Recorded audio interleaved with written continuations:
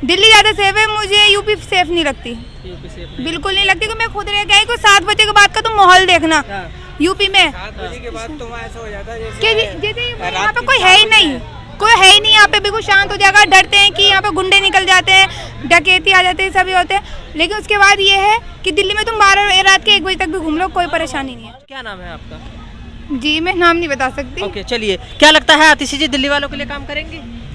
लगता तो है, लेकिन कह नहीं सकते, क्योंकि अभी वो नहीं है। बस हमने उनकी वही शिक्षा को देखा, उन्होंने शिक्षा को मतलब वो कौन टीचर आ रहा है, बच्चे कैसे पढ़ रहे हैं, बच्चे बैठे हुए हैं, वो भाग रहे हैं क्लास से बाहर, टीचर से अपने रूम में बैठी रहती हैं, उन्हें होश नहीं होता कि बच्चे कहाँ पढ़ रहे हैं। वो आती हैं, सर्वे करती हैं, डांट लगाती हैं, फिर वो कहती है, फिर वो टीचर कौन छुट्टी में आता है कि जो स्कूल के प्रिंसिपल उसे ये पता नहीं रहता कि छुट्टी किसने करी है, और वो छुट्टी है टीचर पे तो क्यों है। उनका ये हो गया, वो शादी में गए, उनके बीमार थे तो लीव पेपर का है। वातिशी तो उन्हीं के जरिए तो खुला है ना कि मतलब कौन टीचर आ रहे हैं, कौन नहीं आ रहे। अब यही तो मकसद है कि मतलब किसी तरह केजरीवाल हटे, केजरीवाल अब हट गए।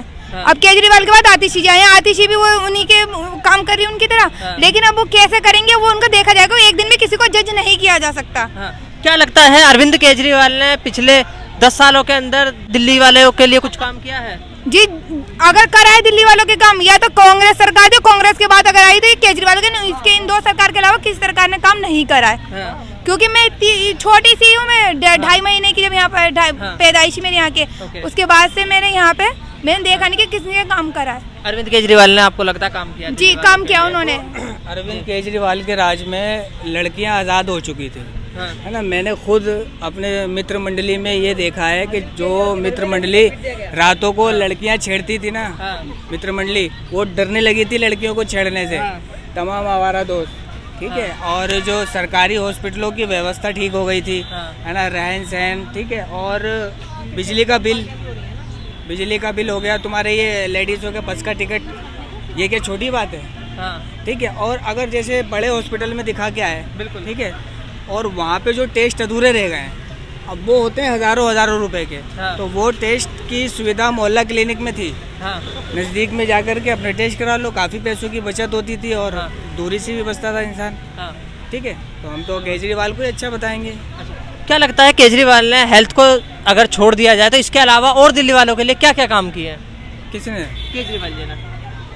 केजरीवाल जी ने बस वैसे तो ये बहुत सारे काम ये भी बहुत हैं, लेकिन इसके अलावा तो एजुकेशन करी उन्होंने। एजुकेशन सबसे बढ़िया, कि जब से वो आए हर टीचर में टाइम पे आता है, प्रिंसिपल टाइम पे आती है।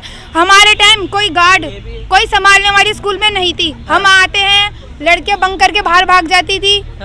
मैंने अपनी क्लास की लड़कियों को बंक करते हुए देखा है। लेकिन आज के में क्या है कि जो आएगी आई कार्ड के साथ एंट्री होती है, पेरेंट्स आएंगे, उनको आई कार्ड दिया जाता है कि आप अपना बच्चा लेना होगा तो आई कार्ड के थ्रू ही लेना होगा, उसके अलावा तुम नहीं ला सकते बच्चे को। अच्छा, क्या लगता है कि यूपी ज़्यादा सेफ है लड़कियों के मुकाबले या दिल्ली ज़्यादा सेफ फील करते हैं?